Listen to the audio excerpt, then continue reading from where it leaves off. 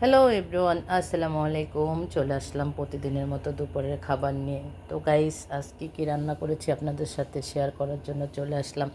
প্রতিদিনের মতন আজকে একটু ইউনিক খাবার তৈরি করেছি। আসলে ঈদের পরে এরকম ইউনিক খাবার রান্না করা হয়নি। তো ছোটো বোন এসেছে ঢাকা থেকে রাফিকে নিতে।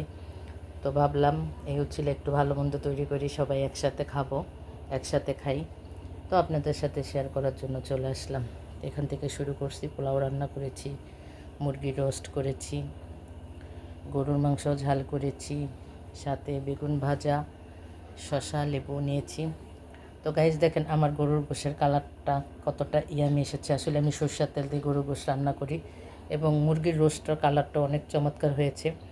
আর বিশেষ করে আমার হাতের গরুর গোশ আর এই পোলাওটা ঘি দিয়ে রান্না, একেবারে গরম। দেখেন আমার এই ছোটো বোন, যে বোন আসছে, খুবই পছন্দ করে। তো আপনারা অবশ্যই বলবেন কেমন লাগলো, ভালো লাগলো অবশ্যই লাইক কমেন্ট দিবেন। কালারটা কেমন হয়েছে অবশ্যই অবশ্যই জানাবেন। তো সবাই ভালো থাকবেন, সুস্থ থাকবেন। আজকের মতো আল্লাহ হাফেজ। Thank you so much for watching my video.